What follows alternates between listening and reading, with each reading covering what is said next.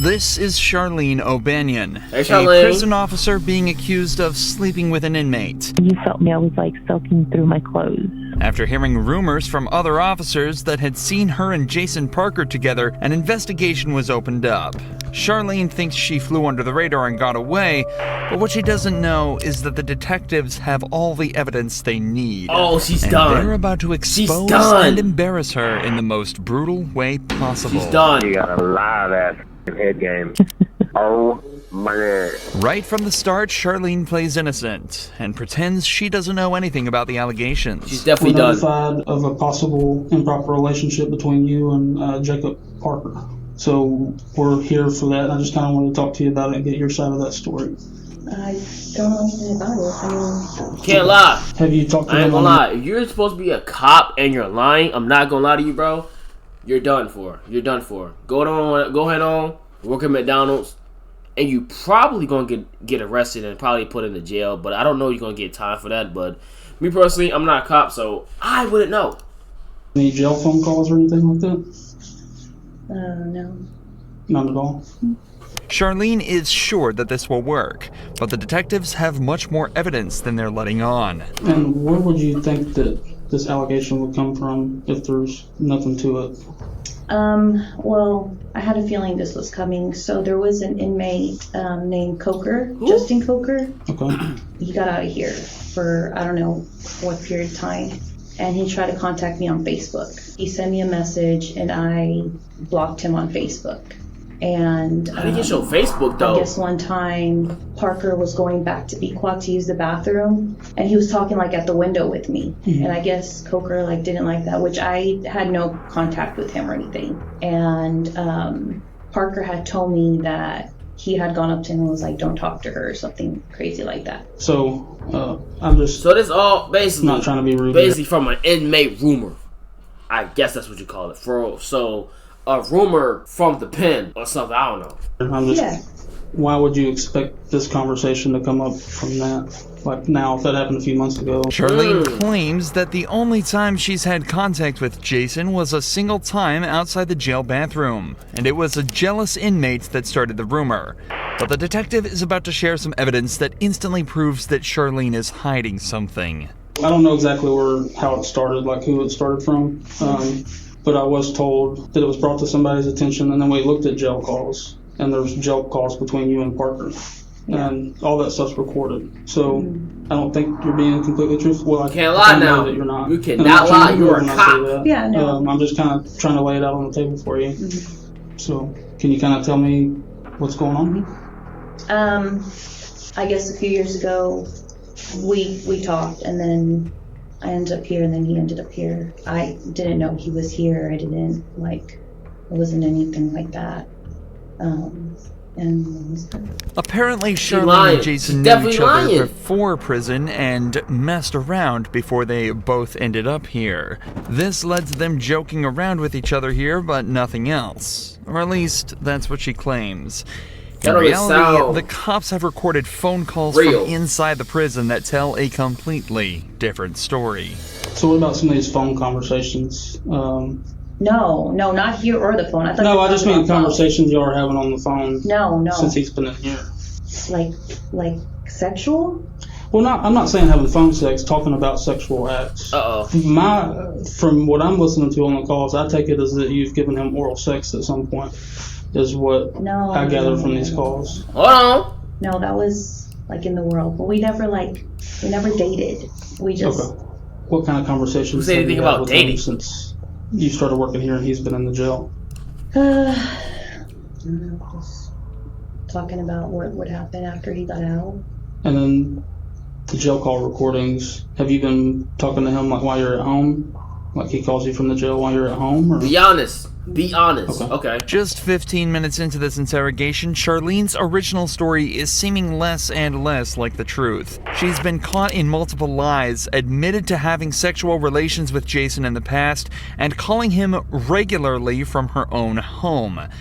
This is highly that irregular not weird? behavior for a prison officer, and it doesn't take a genius to realize something deeper may be going on. So what I'm hearing from this happened. This is like an everyday thing for real. Cause I've been hearing like a whole bunch of stuff about like cops having intercourse with inmates and them sticking around. The real question is, how do they do it? Cause now that, if I'm not mistaken, cameras are literally everywhere at a prison / jail / detention center / state prison / everything. How does that happen? How are you so sneaky to do this? I don't understand. But the detective has some more questions pertaining to some more physical evidence. I haven't listened to this, but apparently there may be some talk in the calls about like photographs. Have you given him any photographs? Mm-mm. I gave him a photograph of his mom, which he had asked for, and of his dog, Jax. Okay. Yeah. Have you given him any photographs of you? Mm-mm. She's lying. So one of the things we're going to be doing is like looking at cameras and stuff too. Has there been any times where y'all were alone? Mm-mm. She's about to get fired and she's about to get arrested. Anything like that? Anything That's that's what that not is. suspicious that way? I don't think so.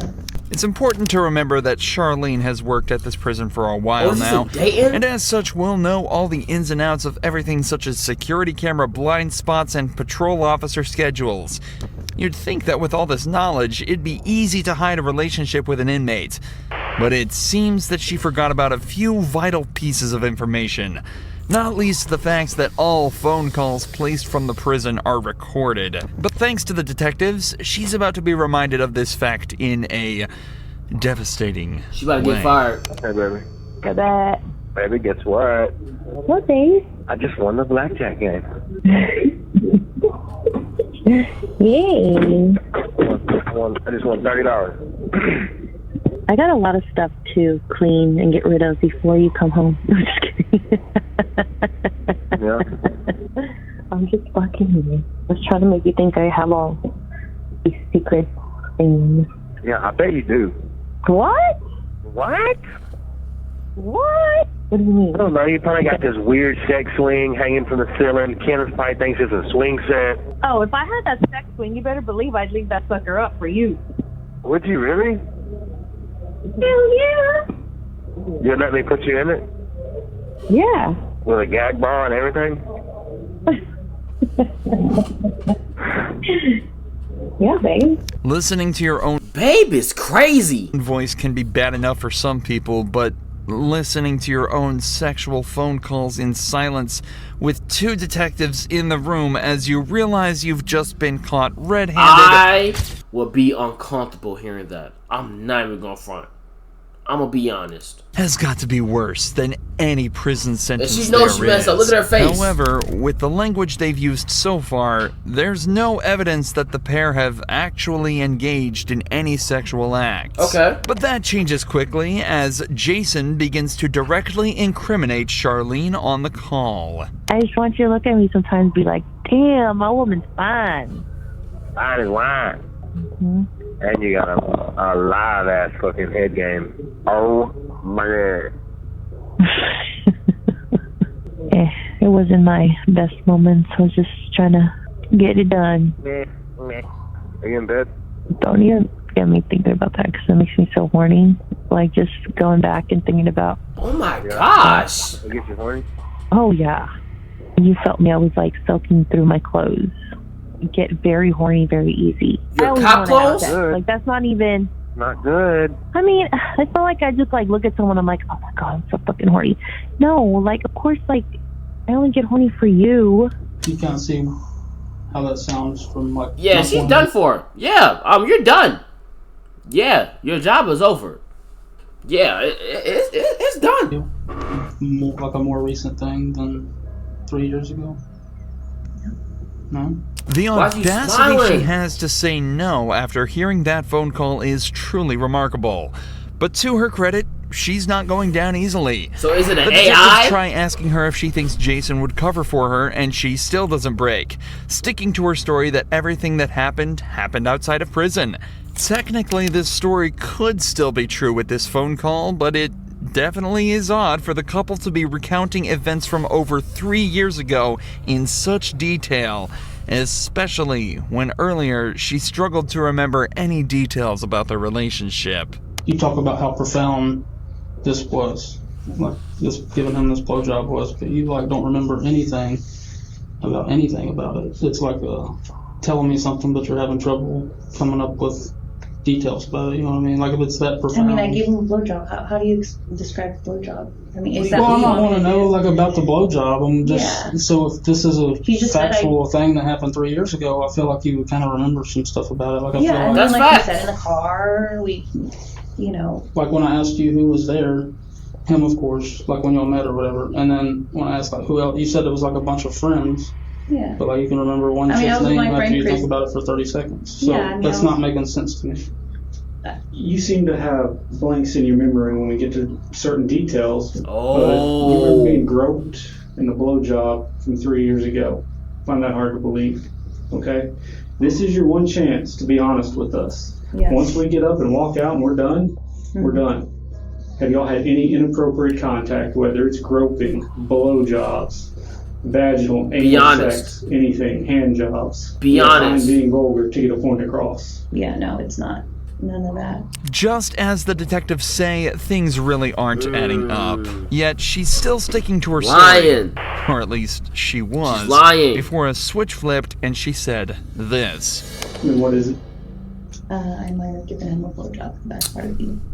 In the back part of the quad? Okay. Mhm. How long ago was that? I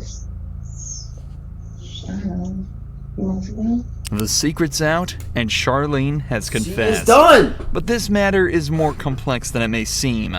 In cases of officer-inmate relations, the main question that arises is the issue of consent. Given that Jason and Charlene knew each other prior to being in prison, it's not wrong to assume that consent went both ways in this interaction. However, in these cases, that's actually completely irrelevant. According to a 2005 report, federal law criminalizes all sexual relations and contact between prison staff and inmates, and that all sexual relations between staff and inmates are considered abuse, even if the act would have been considered consensual if it occurred outside of a prison. They're This is screwed. because of the huge amount of inmate abuse that was observed in prisons. In 1996, it was estimated that between 12 and 14% of all prison inmates had been sexually assaulted, and the officers were rarely punished. So to prevent this, a zero-tolerance policy was introduced to try and prevent abuse towards inmates. A policy, it seems, that Charlene completely ignored. I'm gonna ask, but I feel like I know the answer. I'm losing my job. So that's not really up to me. Internal Affairs is aware. Investigation is separate from ours because there's Most likely she is losing her it's two job. totally different things. So Yeah. What kind of charges? Like, so it's illegal to have sexual contact with an inmate as an Dang. employee. So I said the ball kind of be in their court, but I'll let you know as soon as I hear something. I mean, would I go to jail? That's up to the DA's office. As it turns out, Charlene would lose her job, and the only time she'd ever be allowed back in jail would be for the 100 days that she'd be made to serve after being found guilty of sexual activity with a person in custody. Should have never done it. Shoot, you should have never done it.